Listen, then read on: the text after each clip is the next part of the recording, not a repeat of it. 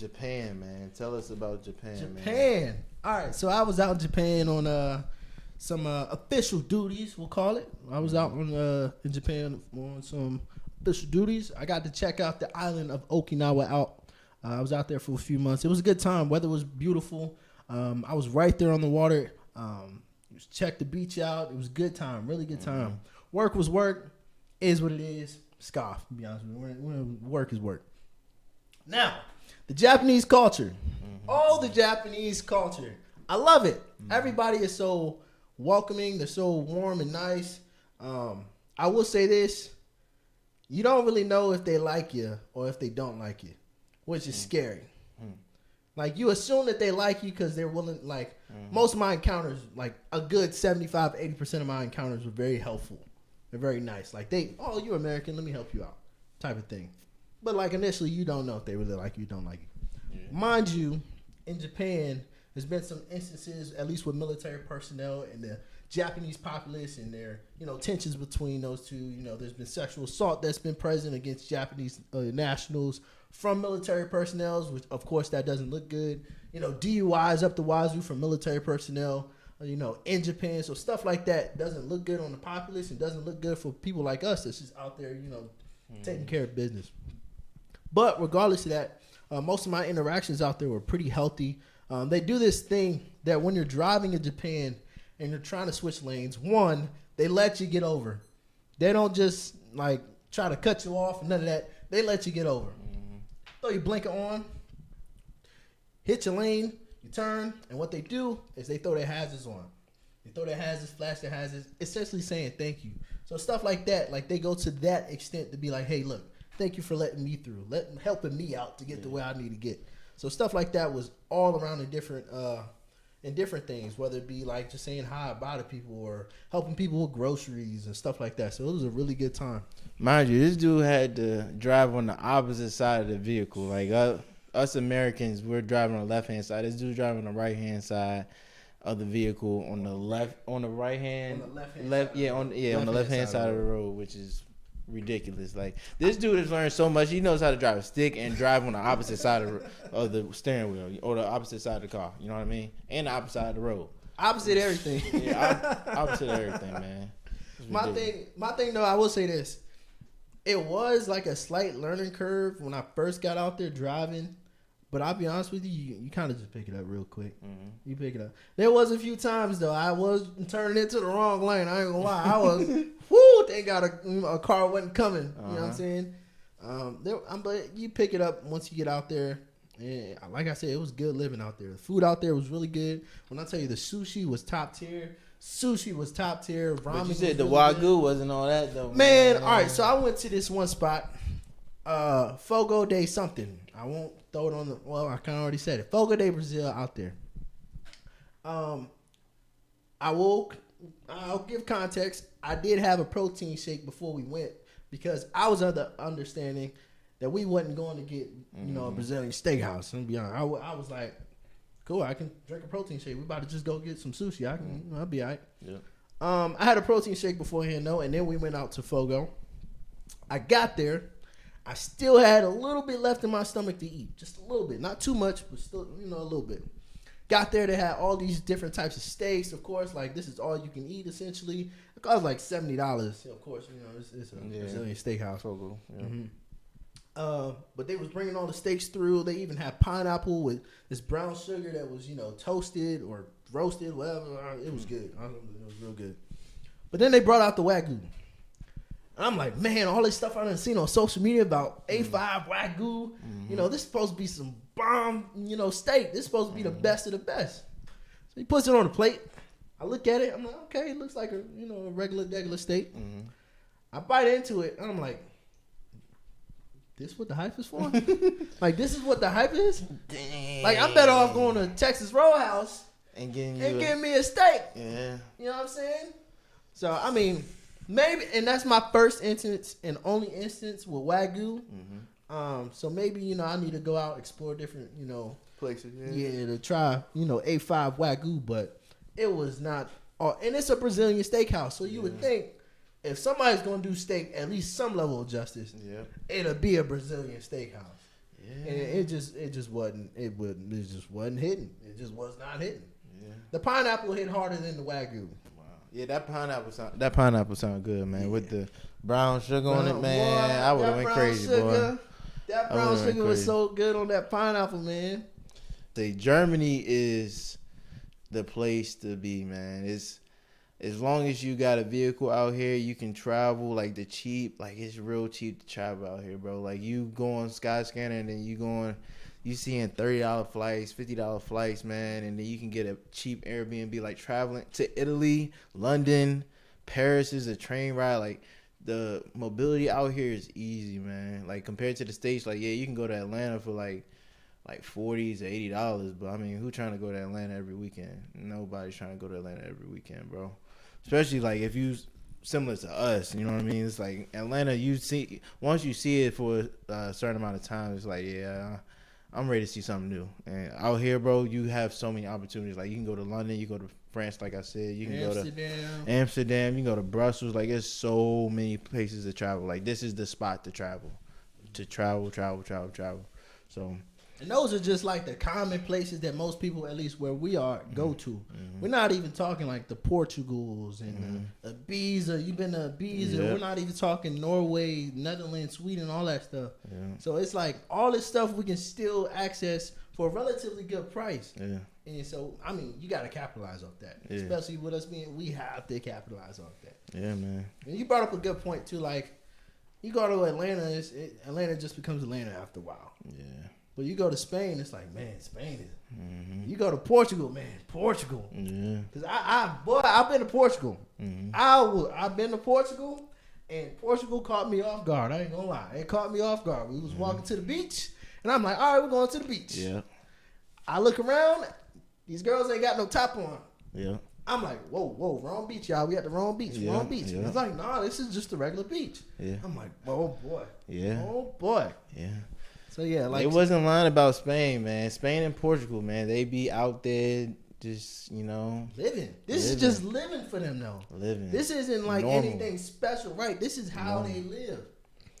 Yeah, it was definitely a culture shock, which it was a good culture shock for us men. You know what I mean? Ibiza was crazy. I highly suggest, like back in the States, man, that's $1,000 some odd ticket, man. Over here, it's gonna cost me, because it was last minute, it was $2, but true, when I first looked at it, it was $50. I just waited last minute. I'll never do that again. But it was $50, bro. So, man, you want to jump on every opportunity when it comes to traveling out here, bro. I highly suggest jumping on every opportunity. But, yeah, man, Germany, the food, that's when we need to. Schnitzel. Yeah, schnitzel. Doner. Doner's not even German, but it's. Listen, it's Turkish? Yeah, it's Turkish. Man, let me tell you something though. Doner is it, man. You come out here, get some doner, man. Especially on a very active night, and it's open 3 a.m. after you get out the club. Get you some doner, bro. Doner. Yeah, the first time I had doner, it changed my whole life out here, man. I was like, yeah, I will come down here just to get this doner. And when I found out it was near where we are now, I was like, yeah, let me get some. But even doner, you get tired of it too. And he's like, I have it so many times, so you want something new.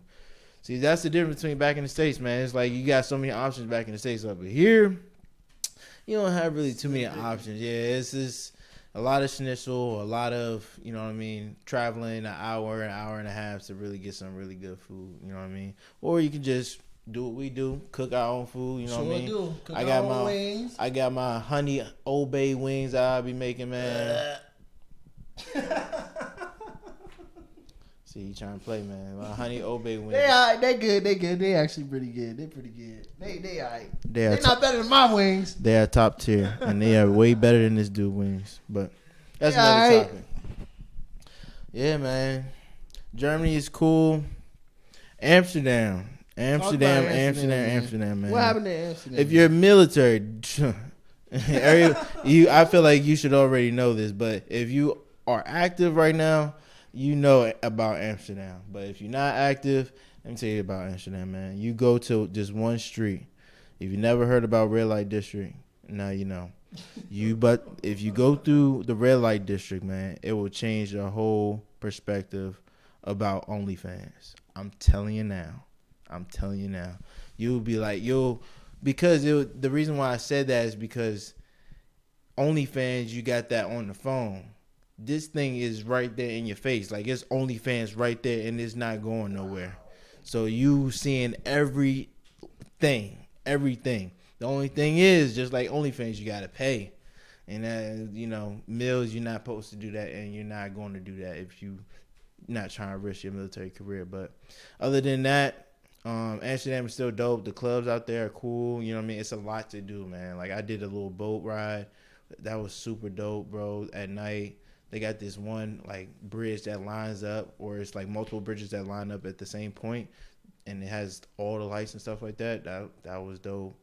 Food there was not bad. Like, I went to Rotterdam. I got a seafood bowl. Bro, I was like, yeah, I needed this, bro, because it was definitely a pickup from eating schnitzel or just eating the same old stuff all the time. No, it was something different overseas. So, yeah, Rotterdam, that's why I got the seafood bowl. It was in Rotterdam. But Rotterdam and Amsterdam are totally dope places. Highly suggest a visit, man. Highly suggest a visit. Our next trip, well, we got a whole bunch of trips lined up, but London for New Year's, I heard a lot of great things. I was supposed to go my first year out here. Didn't happen because of COVID, but we definitely doing London New Year's this year. But y'all going to get a vlog for that one. That's going to be crazy. We're going to have to bust out the camera when we go to London, That one's going to be We're going to have to bust out the camera for London, big dog. What's one spot you haven't been to that you really want to go to outside of? Because you haven't been to London, have you? No. I know that's one of your spots. Yeah. Outside of the London, Yeah. where would you want to go? I mean, if you had the chance to go, I'm trying to go to Greece. I think my top list is top 5. I can do a top 5. Greece, Barcelona, Norway, Canary Islands, and I guess Italy. Yeah. And that's all like Europe specific. Mm-hmm. What about like worldwide? Worldwide, bro. Oh, Bali is definitely top tier. I think it's one called Sagilis, something like that. Sagilis. It's it's a small island off of Italy. That drink is crazy.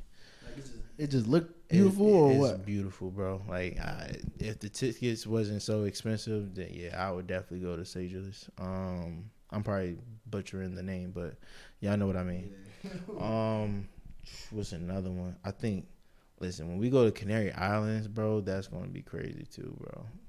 Canary Islands. Bro. I just hear Canary Islands, but I don't really know what to expect. That's beautiful. That's what I love though. Mm-hmm. Like when you talking about spots, Canary Islands and Ibiza, like I'll go, but I want to keep it an excitement. I want everything to be a surprise. Yeah. That's the way I like to go about traveling. Like, that's how. Yeah, me and him are two different. Like once I want to know about something, I gotta research every single thing. He likes the brand new experience. They gotta be fresh out the box, all that other stuff. Me, I was like, I do my little research. Like, okay, this is what I'm gonna do. This is what I'm gonna visit. What about this island? What about this country or whatnot? But yeah. But we're gonna make it happen. We're gonna make it happen. Like when I went to Japan, like everybody's talking about, oh, the beaches are so pretty. Our hotel's so nice. There's all this food everywhere. Oh, they got a ramen spot. Look at the ramen dish. And they're like hyping up all these things about Japan. And I'm like, I don't want to see none of that. Yeah. I want everything. I want to get there and see that plate of ramen in front of me. I want to get there and step on that beach and see, the water and all that stuff. So that's just me. I think that's what would you rather prefer? Would you rather it be a full-fledged surprise, or do you want to look into every detail of the next trip that you would go on, such as like a Jamaican trip? Would you want to look at the beach in Jamaica? Would you want to look at all this stuff to do? No, I would definitely want semi-fresh, but I can't go into no trip and not know what the hell I'm going to do, or not know what I'm going to do. Yeah, I got to know at least some things that I plan. I need an itinerary, man. I'm very organized. It's not OCD, but it's just like I'm very organized in how I operate, man. I can't go into something not knowing, I'm going to just wing it. Nah, I can't do that, man. Yeah. I think having a plan is one thing, but also like keeping that element of surprise of like, what is the Yeah. scenery going to be like? Mm-hmm. You know what I'm saying? So Yeah, stuff like man. that I like to keep, under the rug until I got to start cleaning it. I pick up the rug and then you start cleaning. You know what I'm saying?